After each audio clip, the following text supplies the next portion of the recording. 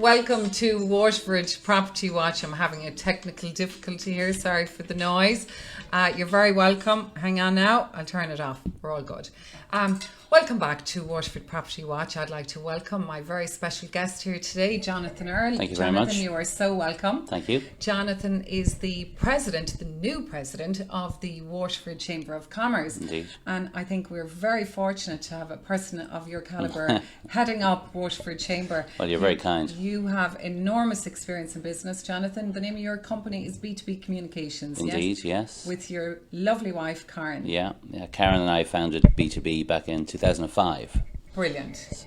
Great. Well, look, we're thrilled to have you. So, Jonathon, I'm just going to quickly talk about, sorry, I was looking at the wrong camera. Thank you, Stephen. I'm just going to have a brief overview of what's actually happening in the Waterford property market. And then Jonathon and I are going to get stuck into what's happening in Waterford at the moment and what exciting things are in the pipeline. So I'm just going to share, I wanted to share this, no, it's okay, I can see myself, just in case anybody's got any questions, we will be absolutely delighted to answer them. And of course we're live, so there is no editing. So the data that I'm going to discuss is from the Irish Property Price Index. That is a platform that we have as an estate agent, and the information that's available is gold. So today, right, in all of the city and county, there are 752 properties for sale. So that encompasses Waterford City, Stradbally, Tramore, Lismore, across the whole county. Now, the interesting thing is that the stock is actually up 2.5% on the last 6 months. So that's good news for buyers. The average days to sell, which is always something that gets on my nerves, and I think all estate agents, if we were to be honest, at the moment is 217 days, a modest drop from 243, I think the number was on the last programme. So that's from the time that we put the property on the market and from the time that the buyer gets the keys. It's shockingly long, and hopefully if we talk about it enough, something will change. So in terms of what's actually for sale today, there are 9 one-bedroom properties in the city and county. Not a lot of choice, and that's coming in at the average price of 105,000 for a one bedroom, and 83 two bedrooms are available for sale today, and they're coming in just under 130,000 at 127,000. And again, as I always say for clarity, that's not every property for sale two bed at 127. It's the average between all of the 83 for sale. In terms of 3 bedrooms, that seems to be the largest volume of property available for sale on the market. So there are 243 3 bedrooms for sale, coming in at an average of 193,000. 206 4 bedroom properties are for sale at an average of 323,000. Okay, so the most properties for sale are 3 bedrooms. I think that's where the most demand is. The least is 1 bedrooms at 9. What's interesting is that the bracket that has seen a drop, quite a significant drop in price, is 5 bedroom homes. There are 72 5 bedroom homes for sale at the moment, with an average asking price of 420,000, and that's down almost 3% on the last 6 months. So that's quite a drop. So I guess it's a supply and demand issue, which it normally is. The average sold price is coming in at 182,603 euro. Okay, but that's sold, and it doesn't mean when they went on the market and sale agreed. As I said, it's taking nearly 7 months, over 200 days to close a sale. So there's a big time lag involved here. Now, what I do think is great news for vendors, maybe not so good for buyers. The average sold price in the last 120 days, that's over the last 4 months, has increased by 7.5% when compared with the last 12 months. So we are still in a rising market in Waterford. So I guess it means that, you know, there is confidence in the market. It's quite a busy market. There is property moving. And by comparison to other regions, there's still quite a significant value in the market. So, moving on from the property stats, I'd like to ask Jonathon to join me here. Jonathon, again, hello. Thank you very much. Yes. So, Jonathon, tell us what's happening in terms of the Chamber of Commerce and what does it mean for you in your new role? What will you be doing? Well, the president has a couple of roles. Like officially, the president is the chairperson of the board and that kind of thing, and so there's a governance issue. But principally, what most people would see the president as is the guy that wears the chain and makes the speech and comes along to things like this and makes the comment for the press release or something like that. So it is unfortunately for me quite a visual role because as we spoke earlier, as a marketing person, I'm much more professionally and personally comfortable putting other people in front of the mic and the camera and stuff. But that is the role. Now it's when I say it's just for 12 months, it could be a long time, but I'm sure it'll fly. You do have kind of certain themes, and each president would bring something different. Like Catherine Kiley before me had a focus on education and research and engineering. Okay. Paul Nolan before her, export, food, big business. After me, Danette Connolly. So what's health. your focus? My focus, I suppose, go figure, the marketing. It's about the message from Waterford, you know. So what is the message? Well, it's not so much what, it's the type of message, and it's the consistency of message. I think it's really important that we have a consistent message coming from Waterford. Now, Gerald Hurley, the CEO of the Chamber, is on a group at the moment that are collating information with WIT are involved as well, collating accurate data and sectoral data for Waterford. Yes. So everyone, whether it be the Chamber or the Council or WIT or you or whoever, they all have the same consistent message going out. And also the confidence of the message has to be important. It's extremely important too. I think there's a significant difference, and we've spoken about this, between positivity, which is good, but possibly shallow sometimes, but I really think Waterford needs a restoration of confidence. Now, confidence is a lot stronger, is a lot deeper, and it's kind of from within, if you'll forgive me getting a little bit. And doesn't confidence breed confidence? Like good news and stuff happening, it means people start believing, don't they? Like you see it in sport. If Waterford against Clare, if we got that sideline cut with 60 seconds to go, if it had gone the right way, and Austin had cut it over and we'd got the win, how different would our summer have been? Confidence breeds confidence, and it's the same in life, and it's the same in business, and it's the same in sport. But it also, what's most important is it's from within, as apart from us looking for others to endorse us. We need to project that. And in terms of the big news that's everywhere at the moment, and it's on the national news and locally, the airport. What are your thoughts on that, Jonathon? Well, there are more experts than me on the actual topic itself, but the really important thing is there are so many projects in Waterford on the cusp of realisation, and this was one of them for a while. And how long have we been looking for something like this? So it's great that it's tipped over, and this is one of the many that we're hoping will tip over into realisation over the next few years.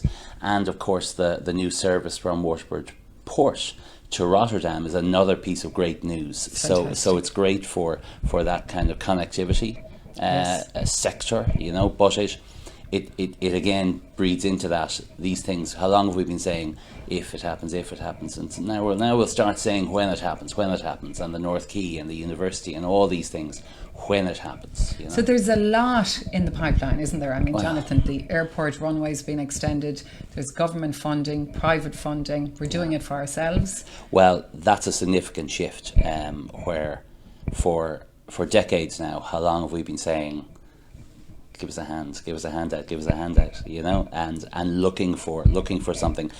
And with the airport and with North Quays, there was private investment, and it's shifted from give us a handout to invest with us. We're investing. And when the Taoiseach was down in the Chamber 3-4 weeks ago, as he himself said, if private investors are willing to risk their money, then we won't be found wanting. And he said that then, and in fairness, it seems to be coming true.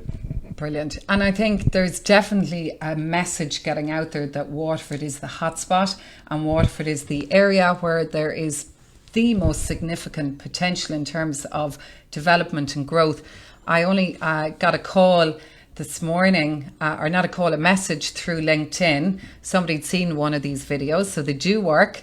And he said, I'm interested in investing in Waterford. Can you advise me? I said, sure. So I phoned him up and I said, so tell me, I'll call him John for the purpose of this. John, I said, why Waterford? Have you a connection to Waterford? My wife is from Waterford, but really there's a lot in the news about what's going on, and I think now's the time to invest. Yeah. So, well, look, that's like great, there's the cup half full and the cup half empty. There's a lot of room for growth in Waterford, if you know what I mean. But it is happening now, and I was at a conference in Dublin about six weeks ago, and there was a chamber gig, and there was all the other chambers from around the country there, and they were all saying what's happening in Waterford. So they're saying it, and lots of people are saying it, so we should start believing it too. Absolutely. And in terms of the university status, like people say, is it happening, isn't it happening? What are your thoughts there? Is there any? My thoughts are personal as much as anything. I think it's a when it's going to happen. I think it's a shame it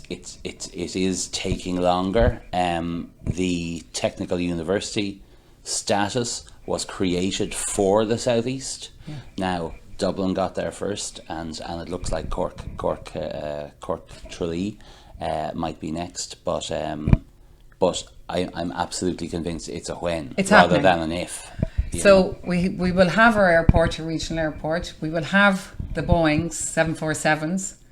We will have our university. 737s, I think. 737. They're the ones we take to Mallorca. We'll have our big planes. Well, Waterford in 5 years' time will be a really interesting place. I'm looking forward to seeing what Waterford will be like in 5 years' time, and even other stuff as well. Newtown School up the road is there's an investment of 10 to 15 million going into it. It's being practically rebuilt over the next 2 or 3 years. And didn't Sinead O'Connor go to school there? Sinead O'Connor. And didn't Ralph Fiennes go to school there? Yeah. So, it's great. And that's the thing about the city. We've some great schools. We've got Water Park, Newtown, De La Salle. Yeah. I do this student enterprise program. Yes. For the local enterprise office. I've done it for the last 8-10 years.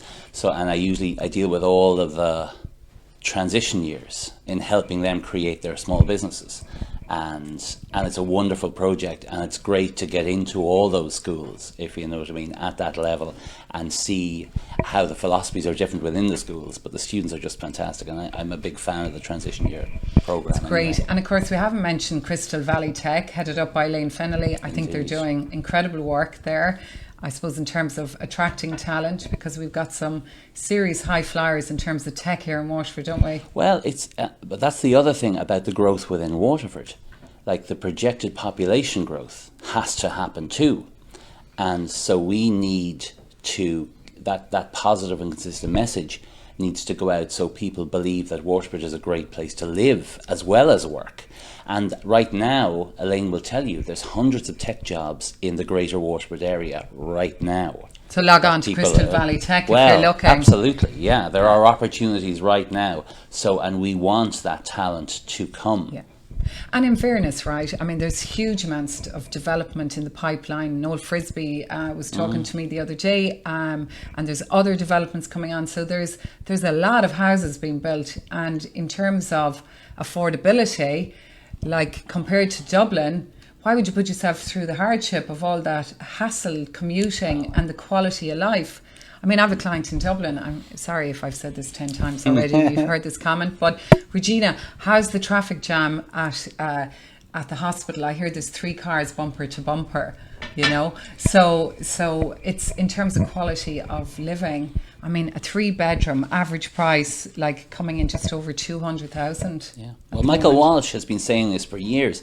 I remember about 9 years ago when he spoke at a tourism event I organised, and he was saying then, and you could still say it now, like apart from the current issues in Lombard Street, in general, we have theatre, we have cinemas, we have restaurants, we have pubs, we have beaches 15 minutes away, the mountains 20 minutes away, and it takes me, I live in Sleeveroo, it takes me 10 minutes to get to work.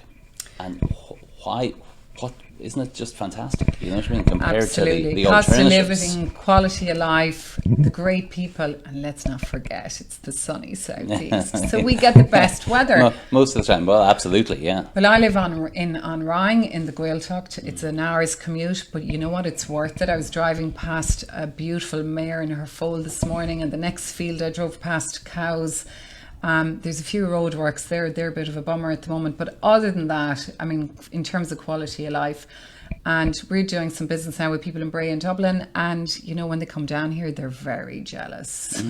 Well, look, one of my points this year, and the points I've made in a couple of speeches so far, is that we shouldn't be just relying on the council or relying on these organisations to promote, that everyone has a role to play in promoting Waterford, and we've all chosen to live here and work here and do business or set up businesses, so we all have a role to play in promoting that, and it's that mass consistent message that will significantly make a difference. You're absolutely right. I mean, I came over that bridge in 1995 on bus Erin, a young girl, and Good Friday, and I've never gone back. Waterford's my home. It's been very good to me.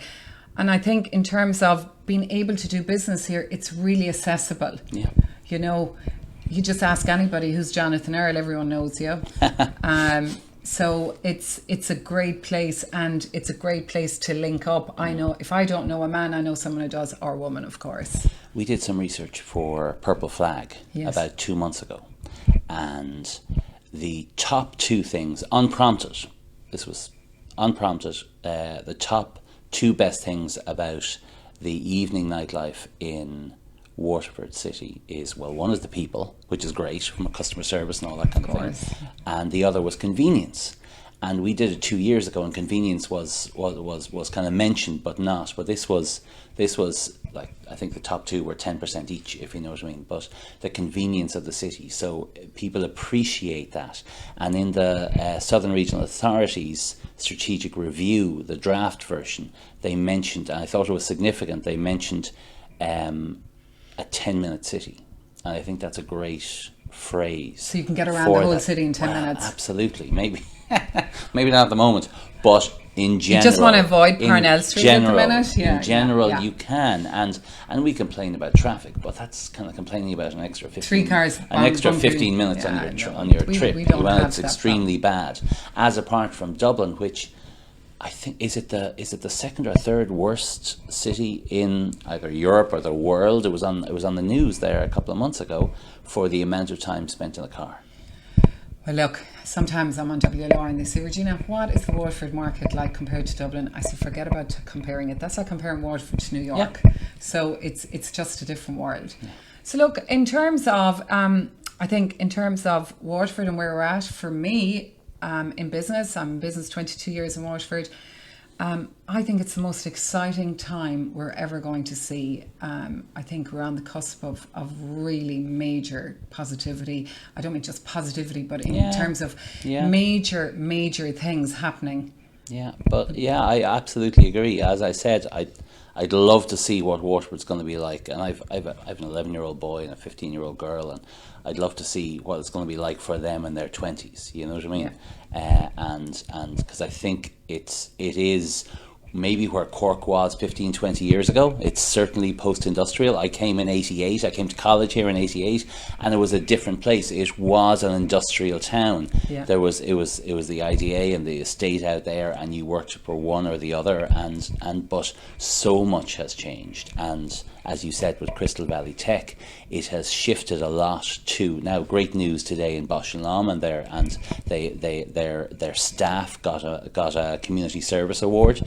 So it's not as though the big industry has gone away, but it has been enhanced by the growth in pharma and tech and that. So we are in a post-industrial phase. There have been teething issues along the way, certainly. And I suppose it would be remiss of us not to mention the impact of the Waterford Greenway living in Ring, close to Dungarvan, and I love Dungarvan, I have to say. It's such a beautiful town, and it's such a it's flying and thriving, and if you haven't been to Waterford Greenway, you need to get here and you need to check it out. So yesterday at the Leaders Programme run by the Chamber of Commerce, which I'm privileged to be part of, Paul Flynn spoke. Yes.